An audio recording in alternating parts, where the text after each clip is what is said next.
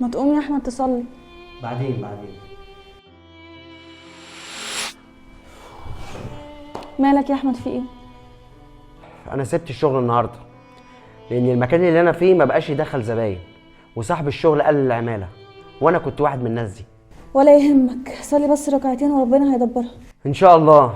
افك بس شويه كده وادور على حل.